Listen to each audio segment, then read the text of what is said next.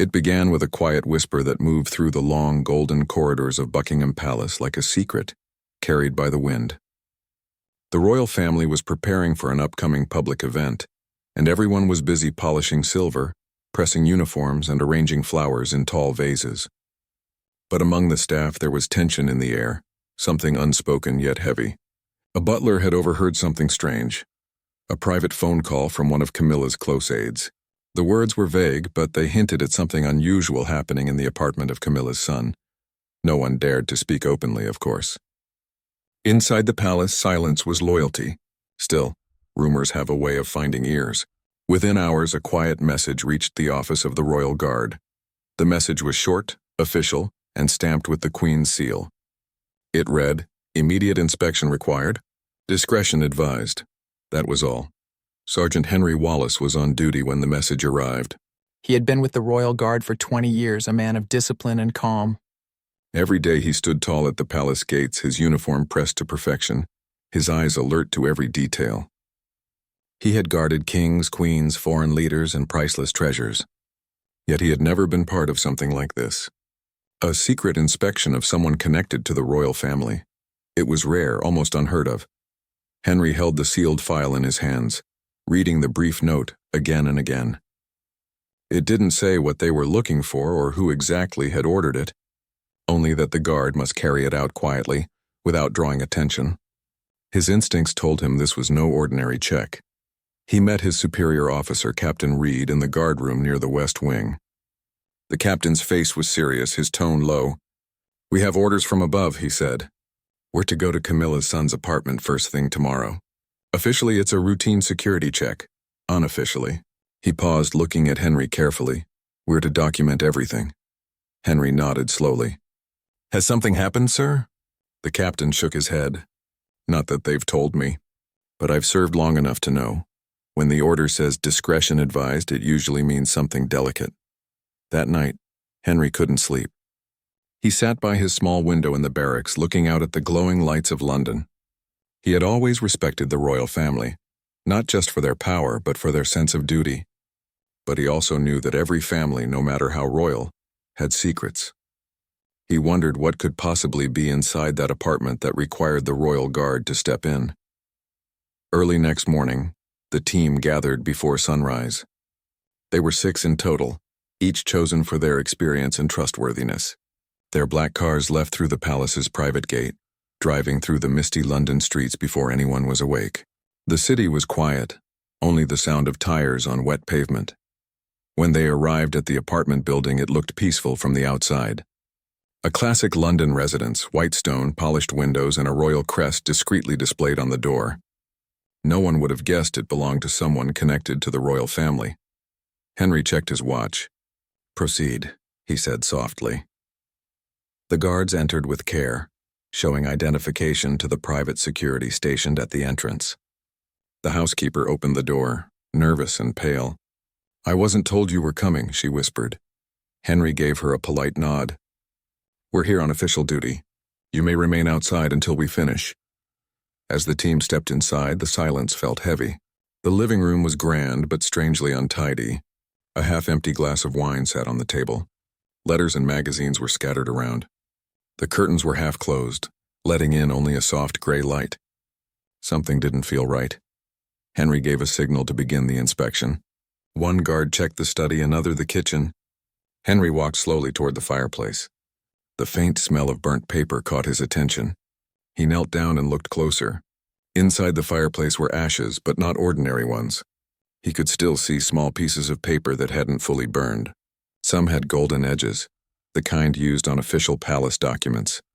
He gently lifted a fragment with gloved fingers. A small part of a royal insignia was still visible. His brow furrowed. Someone had been destroying documents recently. "Captain," he called softly. Reed came over. Henry handed him the fragment. "Looks like official paper." The captain's eyes narrowed. "Take photos. Collect what's left." The guards continued their search. In the study, they found open drawers, files pulled halfway out, and several envelopes marked "Personal, Confidential." On the desk lay an open laptop with a black screen, still warm as if it had been used moments before. In the bedroom, things were stranger. Clothes were neatly arranged, but under the bed, they found a locked metal case. The lock looked recently forced, as if someone had opened it in a hurry. Henry knelt and examined it. The case was empty now, but the smell of ink and paper lingered. "What was in here?" he murmured. The captain looked uneasy. "We'll have to ask the palace intelligence officer. For now, take note of everything." As they worked, Henry noticed small personal details. A framed photograph of Camilla smiling beside her son, letters tied with blue ribbon, and a painting of countryside horses on the wall. It felt like the home of someone private, not scandalous. Yet the urgency of the order told a different story. By afternoon, they had gathered what little evidence remained: burnt papers, sealed letters, and a few unmarked folders. They packed everything carefully into a security box. Henry stood by the window, looking out into the busy street below. Ordinary people were walking to shops, carrying umbrellas against the drizzle. None of them had any idea what was happening inside this building. Strange world, Henry thought. When people live ordinary lives out there, we guard secrets in silence. Before leaving, he took one last look around the apartment. Something in his chest felt heavy. He had followed every rule, done everything by the book. But for the first time, he wasn't sure if the truth would stay pure once it left their hands. Back in the car, the captain turned to him. "You did well today, Henry. Keep quiet about this, as always." Henry nodded, but his mind was far from calm. As the car drove away, the city lights flickered through the windows. He thought about the burnt papers, the sealed letters, the nervous housekeeper. Was this truly a matter of national security, or a family matter hidden behind royal walls? When they reached the palace gate, the box was handed directly to a senior royal aide. No words were exchanged, only a polite nod. The aide disappeared into the private corridor, leaving the guard standing in silence. That night, Henry stood his post at the main gate, his tall figure unmoving under the cold wind. Tourists walked by, taking pictures of the grand palace. None of them knew that earlier that day, behind those golden gates, something secret had happened, something that might never reach the public eye. He thought again about the words on the order. Discretion advised. He now understood what they meant. Not everything that happens in the palace is meant for the world to see. Sometimes the truth is kept hidden not to deceive, but to protect. Still, a small part of him couldn't stop wondering, what if what they found wasn't something dark at all? What if it was something misunderstood, something human? As the palace clock struck midnight, Henry adjusted his hat and straightened his shoulders. Whatever the truth was, it was now sealed away behind those high marble walls, locked tighter than any vault in the kingdom. And for Sergeant Henry Wallace, the story had only just begun. The morning after the raid, Sergeant Henry Wallace reported to the palace grounds as usual. To everyone else, it was just another crisp London morning, the flags fluttering gently in the cold wind, tourists gathering outside the iron gates, and guards standing firm in their shining boots. But to Henry, the air felt different. He couldn't stop thinking about what they had seen inside that apartment, the burnt papers, the locked box, and the quiet unease in every corner of that elegant home. He tried to focus on his duty. The Royal Guard's work was built on silence and loyalty. They didn't gossip, didn't question, and never broke protocol. Still, when duty and conscience start to whisper at the same time, silence becomes harder to hold. Later that day, Captain Reed called him into a private office. The blinds were closed and the mood was tense. "Henry," the captain began, "there's a follow-up order. We're going back to the apartment. This time the palace intelligence officer will join us." Henry nodded without surprise. "Did something new come up, sir?" Reed hesitated before replying. "They found inconsistencies in the paperwork. Some files are missing from the palace archives. They believe copies might be inside the apartment or were before someone tried to burn them." Henry's heart tightened. "Then someone knew we were coming," he said quietly. Reed gave him a look of agreement. "Exactly. Which means this is not just about cleaning up a family matter. There's something else going on." By early afternoon, they were back in the same black vehicles, heading once again to the apartment. This time, they weren't alone. A woman from the Palace Intelligence Office rode with them, Agent Miriam Lang, calm, professional, and sharp-eyed. She had a folder on her lap and a recorder in her hand. When they entered the apartment again, the housekeeper greeted them nervously.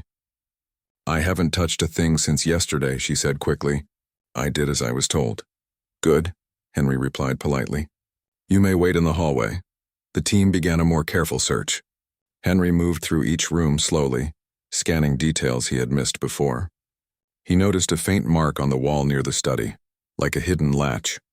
He pressed it gently, and to his surprise, a small wooden panel slid open, revealing a narrow compartment. Inside lay a stack of old letters, neatly tied with faded string. "Captain," Henry called softly, "you might want to see this." Reed and Agent Lang joined him. Lang carefully pulled out the letters, flipping through them one by one. Some were written in fine ink, dated years back. They appeared personal, notes between family members, invitations, and occasional mentions of private meetings. But then one envelope caught Lang's attention. It was marked with the royal insignia. But the handwriting wasn't formal. It was emotional, hurried, almost desperate. She read the first few lines silently, her expression changing from curiosity to disbelief. This isn't what anyone expected," she said. "These aren't government papers or scandals. These are letters of plea." Henry frowned. "Plea for what?" Lang looked at him and said softly, "Charity requests. Personal donations." It seems he was helping people quietly. Veterans, widows, and even palace staff who were struggling. Henry felt a rush of relief and confusion. "That doesn't sound scandalous," he murmured. "No," Lang agreed. "It sounds kind." They continued searching. In the bedroom closet, under a false floorboard, they discovered another small box. Inside were receipts, transaction notes, and photographs, none of luxury or crime, but of hospital visits and care homes. In one picture, Camilla's son was standing beside an old war veteran, handing him a folded flag. Another showed him helping in a small animal shelter. Henry stared at the images, his heart heavy with respect. The world might never see this side of him. "So he was helping people," he said quietly. Lang nodded. "Yes, but not through official channels. He created his own secret fund. It's unrecorded, unapproved, and that's why the palace panicked." Henry understood now. It wasn't about crime. It was about control. The palace wanted order. Every action recorded, every donation documented. A secret charity, even one built on kindness, could be misread as a scandal. As the afternoon light faded, Lang finished gathering evidence. She spoke softly to the captain. "We'll classify this as confidential humanitarian activity. It's best the public doesn't know." Reed nodded. "Agreed. The world would twist this into something ugly." Henry stayed silent, but inside he felt conflicted. The truth was simple. Camilla's son had a heart too large for protocol. But sometimes kindness without permission is treated like rebellion. Before leaving, Henry walked once more through the apartment, his eyes lingering on a few personal things: a small bookshelf filled with travel guides, a painting of the English countryside, a clock that had stopped ticking at precisely 11:47. On the kitchen counter, a cup of tea had dried into the porcelain, untouched for days. It looked like whoever lived here had left in a hurry and never returned. When the inspection ended, the guards escorted the sealed boxes to the car. No one spoke during the drive back. The city lights blurred past and the rain began to fall again, tapping softly on the windows. Inside the palace, the boxes were taken straight to a private archive beyond public reach. Only a few people would ever know what was truly inside. As Henry walked back to his post, he felt a strange ache in his chest. He had seen the truth, something deeply human, but it was going to be buried under silence. That night, he stood at the gates again, watching tourists take pictures, laughing in the rain. They looked so free, unaware of how many secrets were protected behind those walls. The guard stood in perfect stillness, symbols of strength and control. But Henry knew that behind all that order there were stories of kindness, love, and hidden goodness that would never be told. Later, in the guard room, one of the younger guards asked him quietly, "Sergeant, is it true what they say? That we raided the apartment because of some big scandal?" Henry looked at him for a moment, then smiled faintly. "Don't believe everything you hear, son. Sometimes what looks like a scandal is just someone doing the right thing in the wrong way." The young guard nodded, unsure what that meant. Henry didn't explain further. Some truths were too precious to be shared. Before going to bed, Henry opened his small notebook, the one he kept for his private thoughts. He wrote just one line that night. "Today I learned that even inside palaces, kindness can be misunderstood." He closed the book, turned off the light, and lay down. Outside, the rain continued falling gently over London. Inside the palace, the truth rested quietly in locked boxes, safe, silent, and invisible to the world. Henry knew this wasn't the end. The palace might try to erase the story, but deep down he believed that one day the truth always finds a way to be seen. For now he carried it alone like a hidden duty, a duty not to the crown but to simple human decency. And as he drifted off to sleep, he thought about the man whose apartment they had raided. A man who, beneath titles and gossip, had done something quietly noble. The world might never call it heroism, but Henry knew better. Sometimes the bravest acts are the ones no one ever sees. The next few days after the second inspection were quiet, almost too quiet. In Buckingham Palace, silence often meant that something was happening behind the scenes. Meetings in hidden rooms, phone calls made at midnight, and reports passing hand to hand without a single word spoken aloud. Sergeant Henry Wallace could feel the tension, even from his post at the main gate. Every face looked calm, but every step carried a little more weight. Even Captain Reed seemed distracted, his usual firm voice now heavy with thought. Something about this case wasn't settled, not even close. One afternoon, Henry was called to the security office unexpectedly. Inside, Captain Reed and Agent Miriam Lang were waiting. Both looked serious. On the desk lay a folder stamped "Classified Internal Only." "Sit down, Henry," Reed said quietly. Henry obeyed, his eyes on the folder. Lang leaned forward, speaking in a calm but steady tone. "Sergeant, you were part of both inspections. We've gone through the materials you and your team collected. There's something we think you should know." Henry waited silent. Lang opened the folder. Inside were printed pages, photographs, and transaction summaries. "At first," she continued, "we believed the fund Camilla's son managed was simply a personal charity. But our deeper review found something unusual. Some of the donations were redirected." Henry frowned. "Redirected? You mean stolen?" Lang shook her head. "No, not stolen, reassigned. He was sending large sums to organizations under different names, names that don't exist on public records." Henry's brows drew together. "So what were these groups?" Reed answered this time. "That's the strange part. They were not companies. They were individuals, British veterans who had fallen through the system, families who had lost pensions, and even 2 old palace workers who had quietly retired with no savings." Henry felt a lump in his throat. He was giving his money away in secret? Lang nodded. "Yes, but it seems he didn't want credit. In every letter we found, he wrote the same line. No one must know. He wanted to help, but without attention." Henry sat back, amazed. The more they uncovered, the more it sounded less like a scandal and more like an untold act of goodness. Yet something about Lang's expression told him there was still more.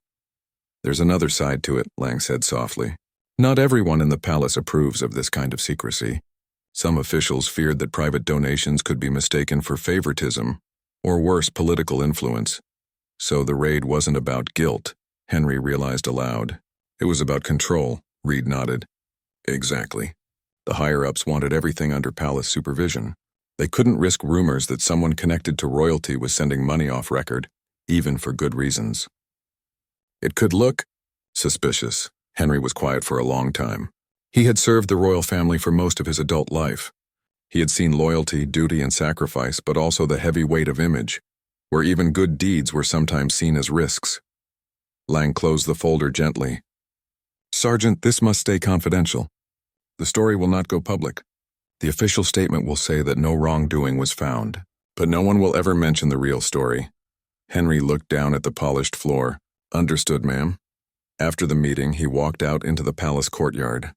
The winter air was cold, but it felt clearer than before. He had expected scandal and found sincerity.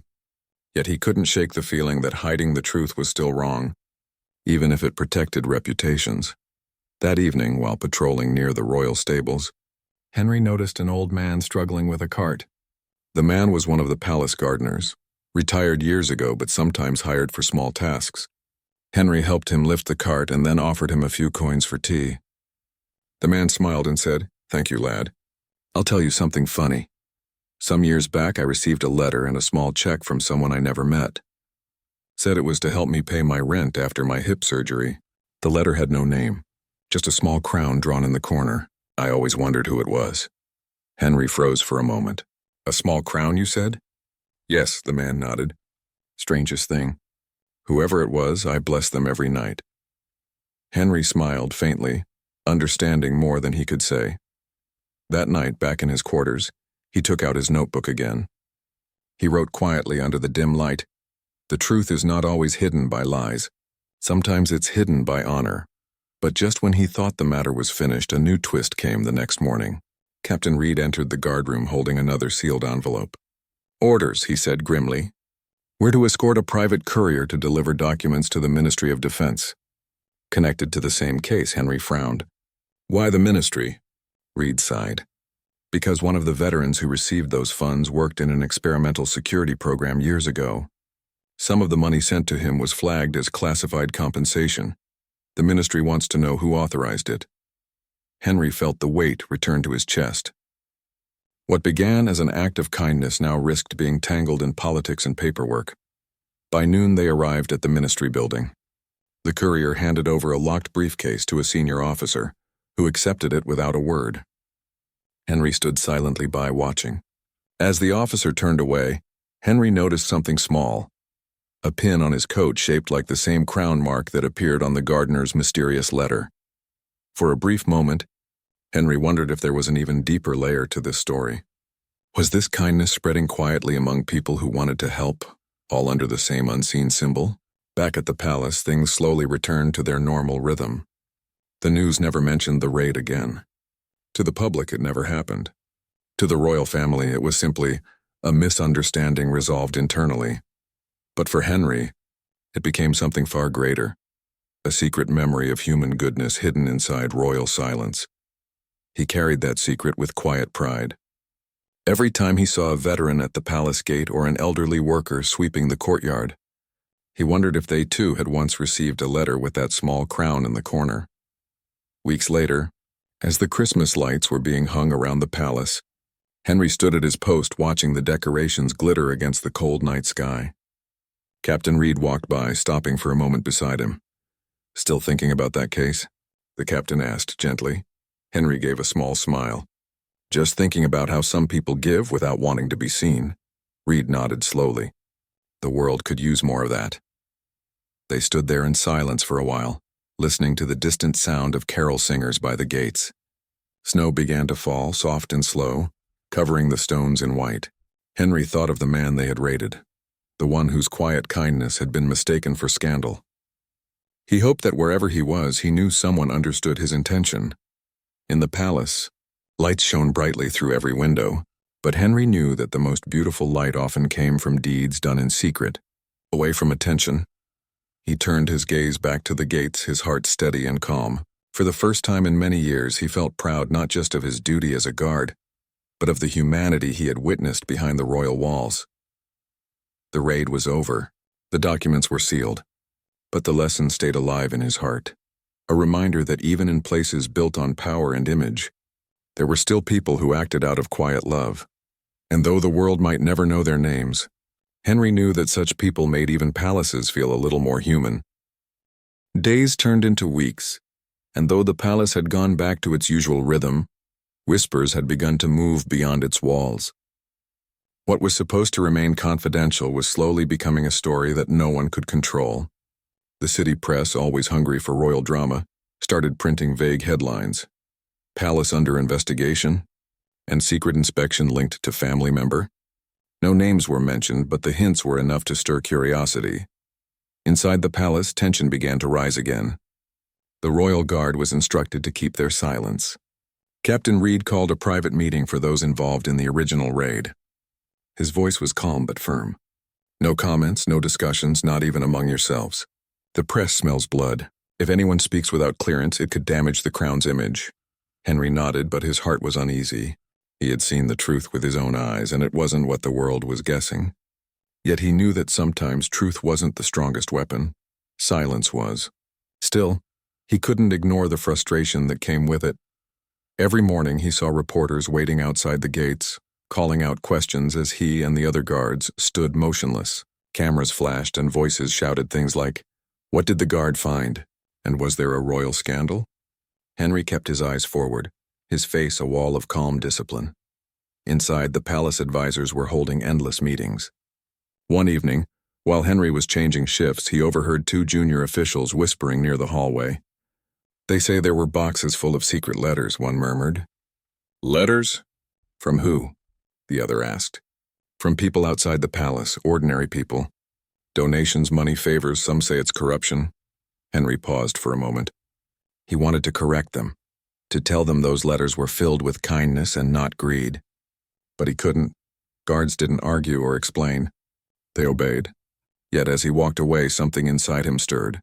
A quiet ache that truth was being reshaped into lies.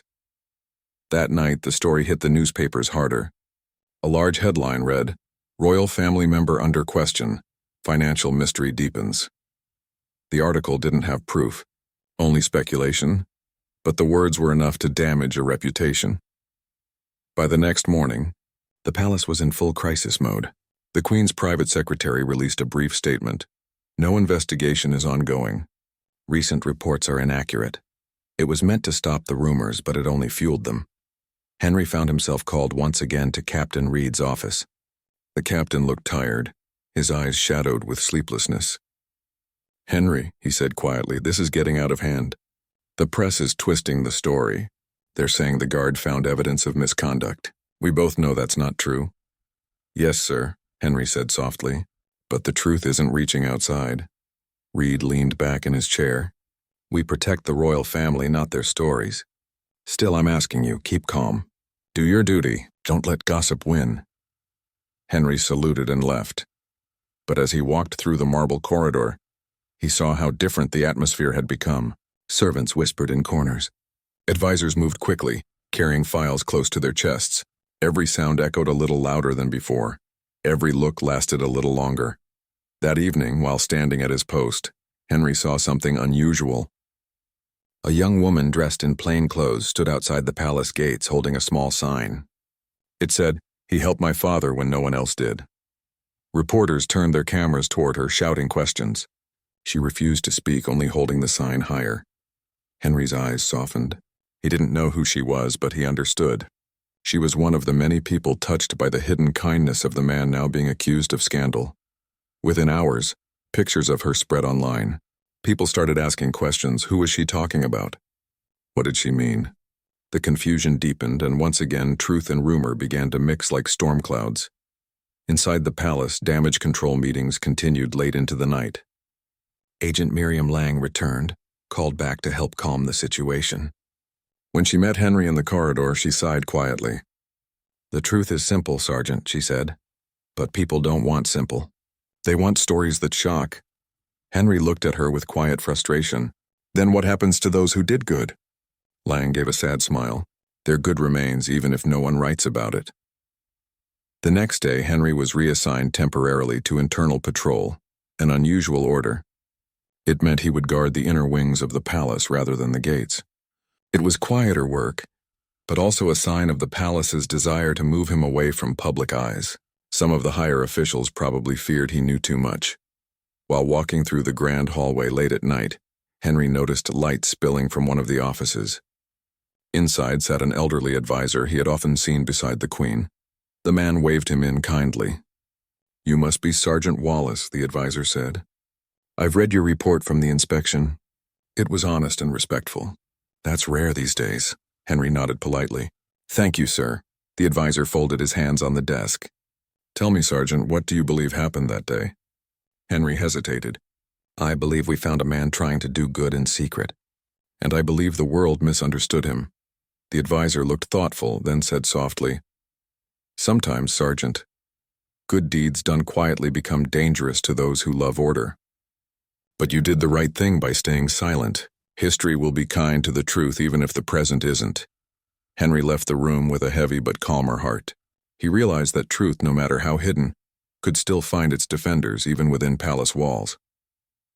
As the days passed, the storm outside slowly began to fade. New headlines appeared, new stories took over the public's attention. The whispers about the raid became fewer, and finally silence returned. But this time the silence felt different, heavier, wiser, and filled with unspoken understanding. One evening, while Henry was off duty, he took a quiet walk through the streets of London. He passed a small coffee shop near the river and saw a framed newspaper article hanging inside. It was the same old headline from weeks ago, but beneath it someone had written in pen, "He helped more people than they will ever know." Henry stood there for a long moment, watching the words through the glass. A small smile formed on his face. The truth had found its way through, not by power, but by quiet voices of gratitude. When he returned to the palace that night, the moonlight reflected on the tall gates he had guarded for decades. He thought about how every secret, every rumor, every story eventually faded, but kindness, even when buried, somehow lasted. He didn't need to speak to defend the man whose apartment he had raided. Life itself was speaking through the people he had helped, and that, Henry thought, was justice enough. Years passed, and the memory of that mysterious raid faded quietly into the long history of royal affairs. New generations of guards joined the palace ranks. New events filled the newspapers, and the world moved forward. But for Sergeant Henry Wallace, now retired and living in a small cottage outside Windsor, that day had never left his heart. He had served 25 honorable years, guarding ceremonies, royal visits, and private moments few ever saw. But when he thought back on his long career, the memory that stood out the most wasn't a parade or an award. It was that quiet, hidden raid, and what it had revealed about human kindness. Henry spent his retirement peacefully. He rose early, tended to his garden, and often walked down to the small park near the river. Children played there, birds gathered by the water, and life moved gently just the way he liked it. Sometimes people recognized him. "You were a royal guard, weren't you?" they'd say, and he'd smile modestly. "Yes, for a long time," he would reply. He never shared details. Duty, even in retirement, was still sacred. But one crisp autumn morning, everything changed. A letter arrived at his door. The envelope was thick, the paper expensive, and in the corner, faint but unmistakable, was a small golden crown, the same mark he had seen years ago on those secret letters in Camilla's son's apartment. Henry froze. His heart began to beat faster. He sat down slowly and opened the envelope with careful hands. Inside was a short letter written in neat handwriting. It read, "Dear Sergeant Wallace, your loyalty and silence have been noted, even if never publicly acknowledged. The man whose apartment you once guarded was misunderstood by many, but remembered by few. Before his passing, he left instructions that those who quietly protected the truth be thanked in his name. Enclosed, you will find a small token, not of reward, but of remembrance. Signed, Monsieur Lang." Henry sat there for a long time, staring at the letter. His hands trembled slightly. The enclosed token was a small bronze medal, engraved with the royal crest in a single line, "For duty beyond silence." He didn't know what to say. No one else would understand what it meant, but to him it was everything. It was proof that someone had seen, someone had remembered, and someone had valued the quiet truth he had helped protect. Later that afternoon, as he sipped tea by the window, Henry found himself thinking about the man whose kindness had once been mistaken for scandal. He had never met him face to face, yet somehow he felt he knew him. He was a man who believed in helping others without asking for credit, a man who had been misunderstood by his own world. The media had long forgotten the story. The headlines that once filled the papers had been replaced by other royal tales and daily news. But in small corners of Britain, in quiet homes and old veteran hospitals, people still remembered him, the anonymous benefactor who had appeared when they were most in need. 1 week later, Henry decided to visit London again. It had been years since he walked through the city as anything other than a guard. The streets were busier now, filled with tourists and bright lights. When he reached Buckingham Palace, he stood across the gates he had once protected, now as a simple visitor. He looked up at the tall, shining gates and smiled faintly. Memories flooded his mind. The sound of marching boots, the long hours in rain and snow, the moments of pride and patience. He remembered his fellow guards, Captain Reed and Agent Lang. He wondered where they were now, and if they too had received letters like his. As he turned to leave, he noticed a small crowd gathered by the garden fence nearby. Curious, he walked closer. There stood a new bronze plaque recently installed, surrounded by flowers. It read, "In memory of those who served the crown quietly with honor and with humanity." Below the words was a small emblem, the same crown mark again. Henry's eyes softened. The inscription continued, This memorial honors those whose acts of kindness, though unseen, shaped lives for the better. He stood silently for a long moment. A breeze rustled the flowers laid at the base, lilies, roses, and one small folded letter tied with a ribbon. He didn't open it, but he somehow knew what it would say. Gratitude, written by someone who had once been helped by a man the world had misunderstood. That night, Henry returned to his cottage feeling lighter than he had in years. He placed the medal in a small wooden box along with the original letter and his old guard badge. Then he opened his notebook, the same one he had kept through all his years of service, and began to write one final entry. He wrote, "Truth is not always shouted from rooftops. Sometimes it is whispered in kindness, guarded in silence, and remembered in time. I once thought I was part of a raid, but I realize now I was part of a rescue, not of a person, but of his honor." He closed the notebook gently and looked outside at the night sky. The moonlight spread softly over the quiet countryside, and for the first time, he felt at peace with every unanswered question. A few weeks later, he received another envelope, smaller this time, from an unknown sender. It contained a photograph, a black and white image of a hospital ward. In it stood Camilla's son, smiling faintly as he handed a folded blanket to an elderly veteran. On the back of the photograph was a handwritten note, "Kindness needs no crown." Henry placed the photo on his desk, beside his medal. Every morning after that, he looked at it before his walk, as if greeting an old friend. Years continued to pass. Henry grew older, his steps slower, his hair white, but even in his final days, he kept that memory close. Whenever anyone asked him about his time as a royal guard, he would simply smile and say, "I once saw proof that even inside the palace, hearts can still be human." When Henry passed away peacefully one spring morning, his belongings were simple: a few medals, his guard uniform, and the small wooden box with the letter and medal inside. His notebook rested on his nightstand, opened to that last entry about truth and honor. Months later, one of his nephews donated his things to a small museum dedicated to royal service. The curator, reading the notebook, was moved by the quiet words. He decided to display Henry's story next to the medal, under a sign that read, "Duty Beyond Silence, the story of Sergeant Henry Wallace." Visitors who came to see the exhibit often paused at his display longer than any other. They read about the mysterious palace raid that turned into a lesson on compassion, about the misunderstanding that revealed hidden goodness. Some left with tears in their eyes. Others left with a sense of calm, realizing that real honor is not in fame, but in doing the right thing even when no one notices. In the end, the raid that once seemed scandalous became a quiet legend, a story told not in newspapers, but in the hearts of those who still believed in integrity. And though the palace never publicly spoke of it, those who knew the truth carried it silently, like a flame that refused to go out.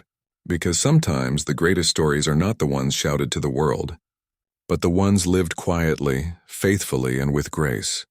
Henry's legacy became a reminder to all who wore the uniform after him, that guarding the crown was not just about standing still in red and gold, but about protecting dignity, humanity, and the truth no one else could see. And somewhere in the palace archives, hidden behind folders and locks, lay one final document sealed with the same small crown mark. On it were just 5 words that summed up everything Henry had stood for: silence, honor, truth, and heart. The world outside never saw that paper, but those who did never forgot it.